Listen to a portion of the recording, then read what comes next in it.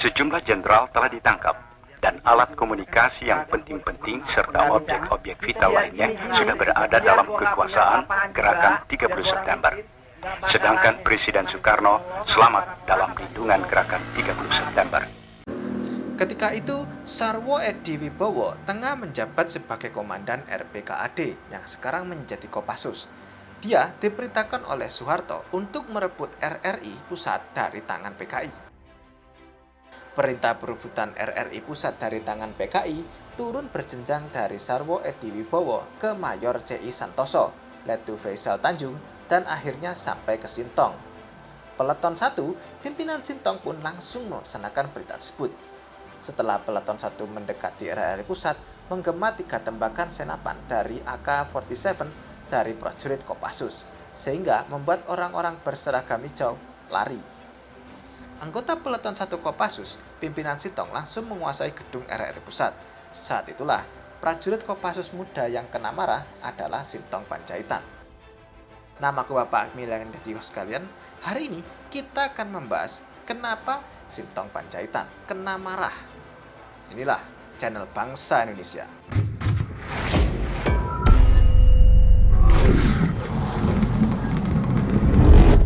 Komandan Cakrabirawa Letnan Kolonel Untung Syamsuri memimpin pasukan untuk menculik seluruh perwira tinggi Angkatan Darat. Penculikan ini berlangsung pada malam hari.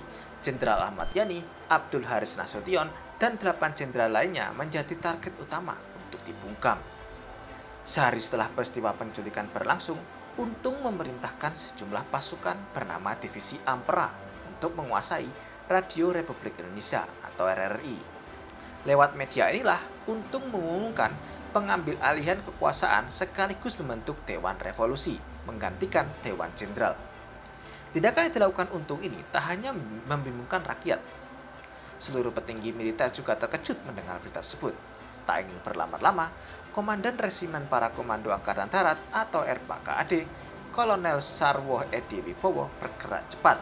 Dia meminta pasukannya menyerbu RRI dan merebutnya dari tangan Untung.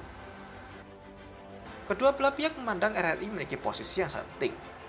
Untung, yang merupakan pemimpin dari Gerakan Revolusi, memandang RRI dapat menggerakkan seluruh simpatisan PKI di Indonesia agar mendukung upaya mereka merebut kekuasaan.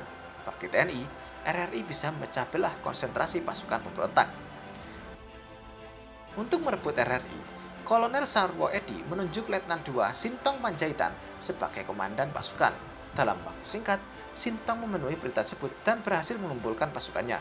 Sebelumnya, Sarwo Edi mengungkapkan dapat merebut RRI hanya dalam waktu 20 menit. Saat matahari mulai terbenam, pasukan mulai bergerak menuju lokasi yang ditentukan. Di saat bersamaan, beberapa pasukan yang sempat berjaga di Monas sudah ditarik kembali ke markasnya masing-masing. Kondisi ini membuat RPKAD lebih mudah bergerak. Mereka bergerak dari markas Komando Strategis Angkatan Darat atau Makostrat menuju RRI dengan berjalan kaki. Pasukan ini dibagi 3, ada yang bergerak lurus, ada pula yang bergerak mengitari bagian selatan maupun utara Monas. Setelah tiba di gerbang, pasukan RPKAD mengintai keadaan di luar RRI. Mereka menemukan sejumlah orang berjaga di depan.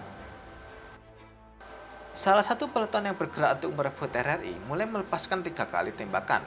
Tindakan ini ternyata efektif untuk mengusir pasukan ilegal tersebut. Mereka lari tunggang langgang saat mendengarnya dan meninggalkan tugasnya. Alhasil, perebutan RRI berlangsung tanpa perlawanan. Setelah dirasa aman, pasukan mulai memasuki gedung satu persatu. Mereka memeriksa bagian per bagian ruangan, serta membebaskan karyawan yang disandera kelompok Untung. Lalu, Letda Sintong melaporkan keberhasilannya kepada Letu Faisal Tanjung. Hanya saja, masalah belum selesai. Kolonel Sarwo Edi rupanya tak percaya dengan laporan yang disampaikan oleh Sintong selaku komandan. Dia meminta Sintong kembali mengecek seluruh gedung. Sarwo Edi lalu menyuruh Sintong untuk memeriksa seluruh ruangan lagi karena aktivitas mereka itu masih ada di sana. Perintah itu ada seperti dikutip dari buku Perjalanan Seorang Prajurit Para Komando karya Hendro Subroto terbitan Kompas Gramedia. Perintah ini awalnya membuatnya bingung, apalagi dia sudah memeriksa seluruh bagian dan tak menemukan satupun tempat yang masih beroperasi. Setelah yakin, dia kembali melaporkannya. namun jawaban yang diterima tetap sama. Sintong masih disuruh untuk membersihkannya dulu sampai bersih, dan jangan buru-buru melaporkannya dan menangkap semua orang yang ada di situ. Tidak lama, Sintong baru menyadari pengumuman yang masih terus mengudara itu berasal dari tape recorder. Kaset tersebut terus berputar meski tak ada yang mengoperasikannya. Demi menghentikannya, dia sempat ingin merusaknya dengan memukulkan popor senjata, namun tindakan ini segera dicegah oleh salah satu karyawan dan menekan tombol off. Segera setelah RRI diduduki, Kepala Pusat Penerangan TNI Angkatan Darat Brigadir Jenderal Ibnu Subroto mulai menyiarkan pengumuman lanjutan. Dia membacakan pesan yang ditulis Mayor Jenderal Soeharto selaku perwira tinggi satu-satunya di TNI. Setelah pembacaan selesai, rupanya temuan tape recorder yang berisi siaran propaganda dari PKI menggelitik seorang perwira senior menyindir Sintong. Sintong disindir kenapa dia tidak tahu kalau siaran G30 SPKI itu berasal dari tape recorder. Mendengar itu, Komandan Peleton Sintong langsung menjawab dengan nada bercanda. Dia menjawab bahwa dia hanya mendapat perintah untuk menangkap orangnya, bukan menangkap tape recorder. Tentu saja, keberhasilan ini telah membalikkan keadaan. Letkol Untung yang semula berada di atas angin mulai terdesak. Seluruh tentara yang sempat terjebak kembali ke kesatuannya masing-masing. Dalam waktu singkat, seluruh upaya KUP berhasil diredakan. Nah, itu tadi cerita tentang Kopassus Muda yang berantas PKI hanya dalam 20 menit. Kami harap kalian tertarik dengan topik kami hari ini. Dan agar kalian tidak ketinggalan topik menarik kami lainnya, jangan lupa untuk subscribe dan tekan tombol loncengnya. Namaku Bapak Militer Jenderal Bangsa Indonesia. Sampai jumpa lagi di episode selanjutnya.